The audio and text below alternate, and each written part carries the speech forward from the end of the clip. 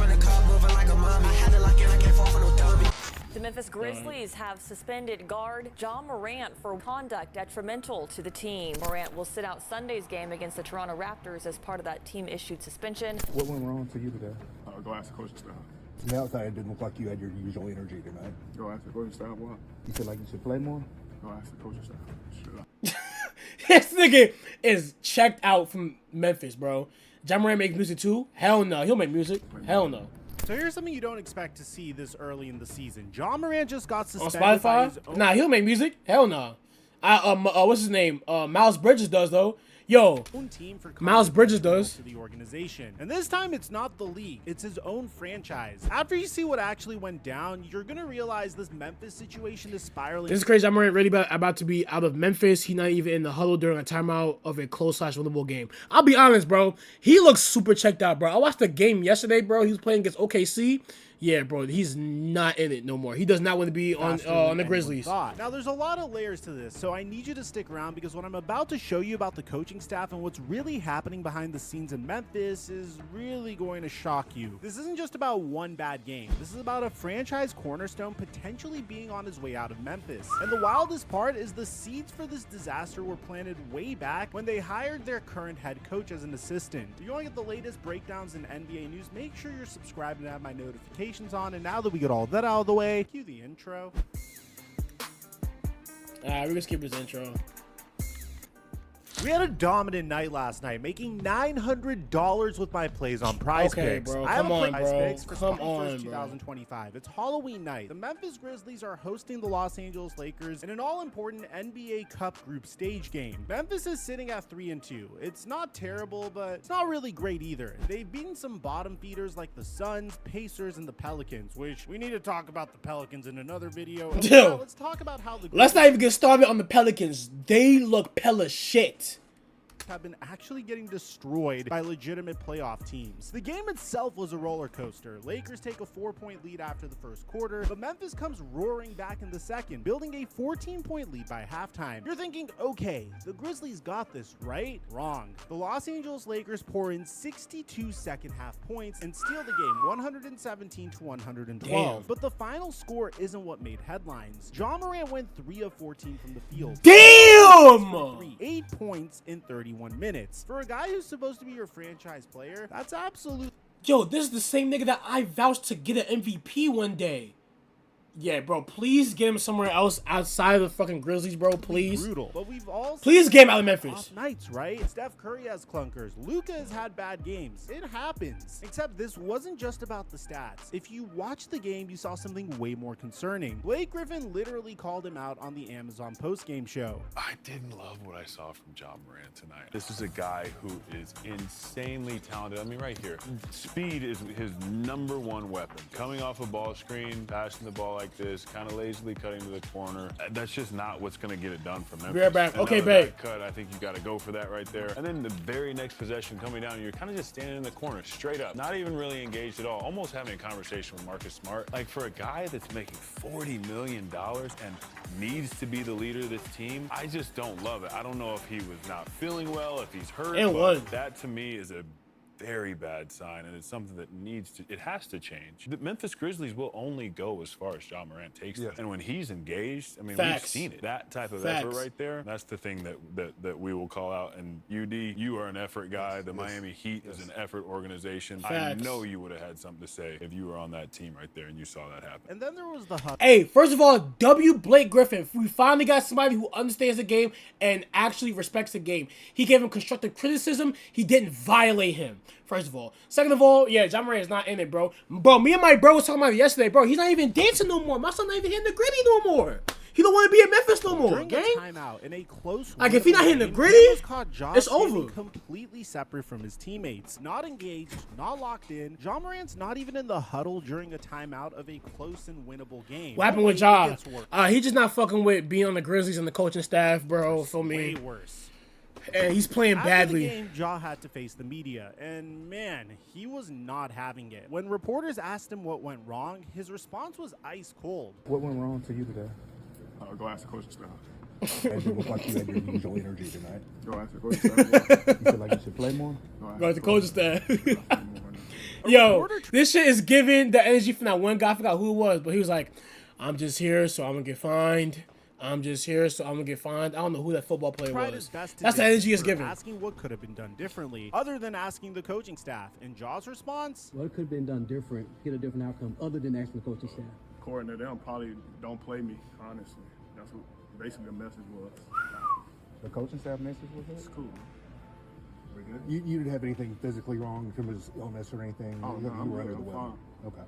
I'm fine. Yeah, he don't want to be there, bro. The face of the Memphis Grizzlies franchise just publicly told reporters that the coaching staff basically said he shouldn't play. And then he added, it's cool in the most passive-aggressive way possible. If you listen to the clip, there has never been a less convincing delivery of it's cool in the history of basketball. Hey, the look. man was fuming. I'm And good. honestly, it doesn't Yeah, make a lot of sense. I mean, Jaw played 31 minutes in that game. He just had an off night, and he's pointing the blame at the coaching staff. Now, here's where the story takes a turn. ESPN's Shams Charania reported that the suspension came after Memphis Grizzlies coach Tomas Lusalo challenged Morant's leadership and effort in a post-game exchange. And Jaw responded in a tone that was deemed inappropriate by the organization. So the Grizzlies moved fast, suspending him 1 game for conduct detrimental to the team. That suspension cost Jaw $272,000, which is basically 1/145th of his $39.4 million salary. Here's what nobody's talking about. This isn't some new drama that popped out of nowhere. This has been brewing for a while, and it goes all the way back to one man,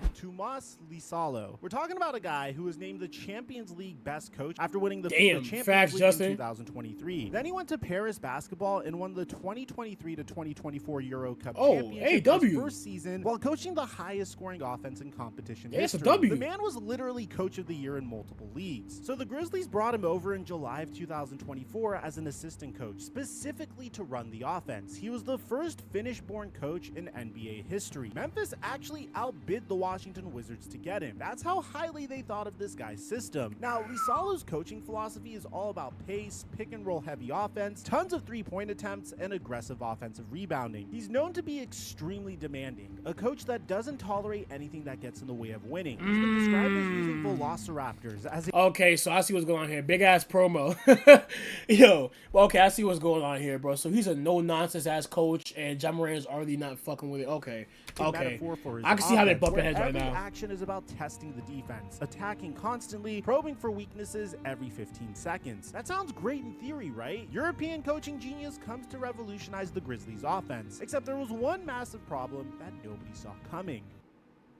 Here's where this gets really interesting and why I think this entire situation was doomed from the start. When Lusalo came in as an assistant coach under Taylor Jenkins last season, the Grizzlies' offense started shifting, and not in a good way for Ja. Under Jenkins early in the season, before Lusalo's influence really took hold, Ja was doing okay. But as the season went on and more of Lusalo's system got implemented, something started breaking down. Why he got banned? He a bot, ain't he? Fact, yeah, he's a bot. Ja That was a posted bot. career low 29.1% for Oh my three on 5.3 gosh. attempts per game. Damn. System that incorporated Lusalo's ideas, Morant averaged just 22.3 points per game with a 30.7% usage rate. For context, low that's his average. worst scoring output since his second year in the league. The problems were obvious if you watched the games. Ja had expressed frustration with an offensive system that often took the ball out of his hands, emphasizing positionless play and ball movement over his dynamic playmaking. Damn. Think about that. You have one of the most electric, explosive guards in the entire NBA, and you're running a system that takes the ball away from him. And here's the craziest part. It got so bad that on March 28, 2025, with just 9 games left in the regular season, the Grizzlies fired Taylor Jenkins, who was the winningest coach in franchise history with which is I still don't understand why they fired him, bro. But that wasn't good. They should have never the done that. 250 and 214 record. He got canned despite Memphis being in position for a top 4 seed through the All-Star break. And who did they promote? Tomas Lusalo. Now here's where everyone got fooled, including me initially. When Lusalo took over as head coach for those final 9 games, something magical happened. Ja's production exploded. He jumped from 22.3 points per game under Jenkins to 28.4 points per game under Lusalo. His usage rate skyrocketed from 30.7% to 30 34.6%. Oh, he was In the last hooping. 7 games to end the regular season, Ja averaged 28.4 points. So he on was 48% hooping. shooting. Everyone was celebrating. So my son was dead hooping under, bro. So what happened? The narrative became, see, Lisalo's system is perfect for Ja. He just needed to be in Facts. full control. After Lisalo took over, Ja said he loved working with him, that they saw the game the same way. Ty Jerome even turned down more money from other teams specifically to play in Lisalo's system. The Grizzlies were so convinced that on May 2nd, 2025, they officially named Lisalo head coach. So the problem was solved, right? Wrong. Dead wrong.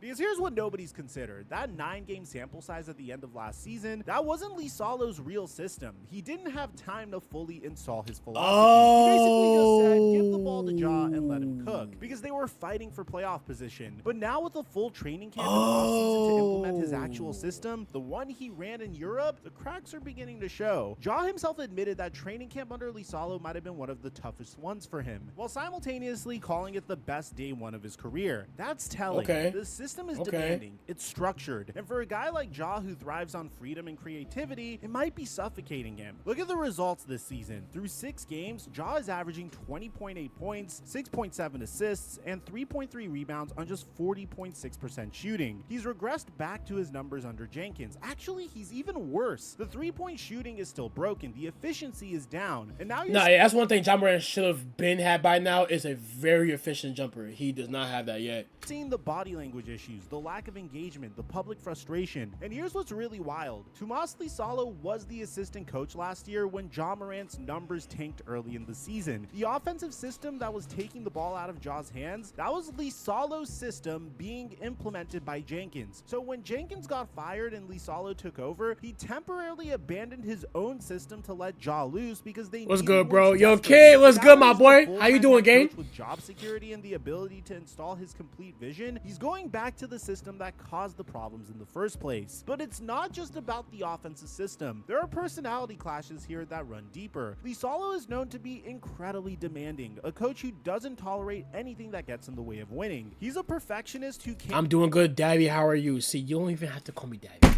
You don't have to call me Daddy. you don't have to do that. But I'm good, gang. I'm blessed. I'm blessed, bro. Feel me? Blessed. I'm glad I'm here to talk to y'all, man. Complete control and players bought in 100%. Ja Morant is a 25-year-old superstar who's dealt with injuries, suspensions, and criticism his entire NBA career. He's emotional, he's passionate, and he plays with an edge. When Lisalo challenged his leadership and effort after the Lakers game, well, Ja Morant didn't respond well. And honestly, can you blame him? Think about it from Ja's perspective. Last year when Lisalo was an assistant, the offense became more structured and Ja's production dropped. Then Lisalo becomes the interim coach, gives Ja the keys, and he goes off for 28 a game. Ja probably thought, finally, a coach who gets me. But now this season with Lisalo fully— I might try Wingstop for the first time. Wingstop is fire, bro. The wings are fire, the fries are not. The system is back, and Ja is struggling again. So when he goes 3 of 14 in a crucial game and his coach calls him out for effort and leadership, of course he's gonna push back. In Ja's mind, he's probably thinking, I'm out here trying to play your system that doesn't fit me, and you're questioning my effort? I felt that. I feel, bro. For Grizzlies fan, Ja is under contract through 2028 with a cap hit of $39.4 million this season. That's a lot of money tied up in a player who clearly isn't happy with the coaching situation. And it's not like Memphis can just fire Lisalo. They just hired him 4 months ago. They fired their winningest coach ever to promote this guy. If they fire Lisalo now, it makes the entire front office look incompetent. Facts. Plus, Lisalo has support within the organization. Players like Ty Jerome specifically came to Memphis to play for him. But if Ja continues to be unhappy, if these public clashes continue, if the production doesn't improve, teams around the league are going to start circling. Morant's comments Friday night will undoubtedly catch the attention of teams around the league who will be monitoring whether these frustrations fade or continue to build. And here's the thing about Ja's trade value, it's really complicated. On one hand, he's a 2-time All-Star who's one of the most exciting players in the league when healthy and engaged. On the other hand, he's dealt with multiple suspensions, has an injury history, and now there are questions about his fit with structured offensive systems and his response to coaching.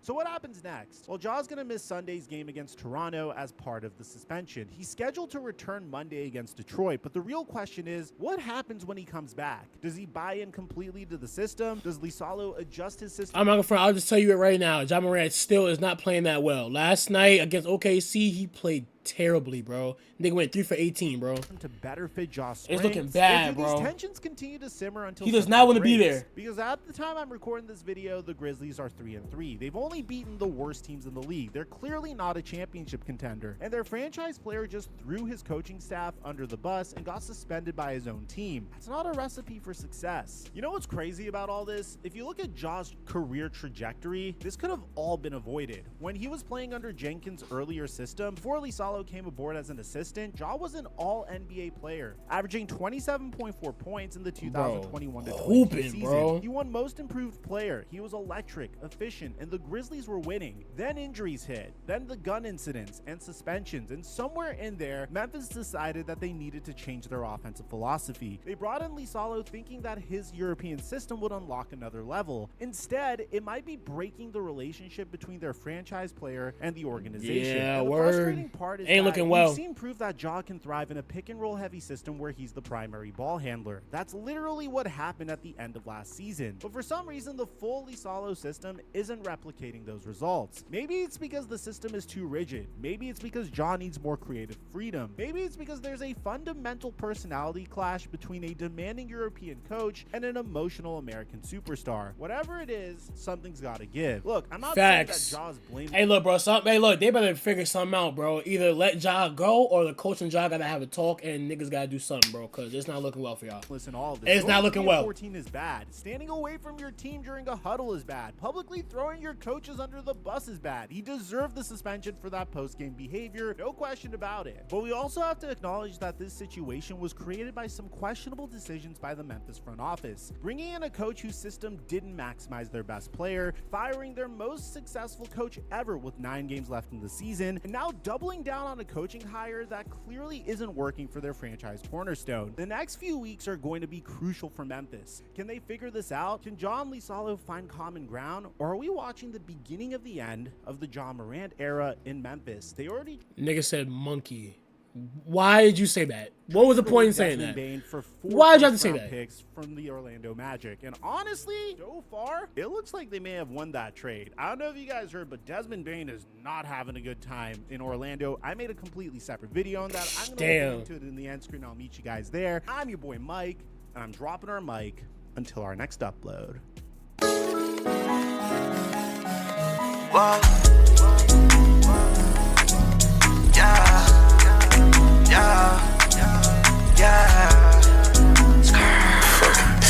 What? Straight out the mud like your boy's a G. Now I get racks every day of the week.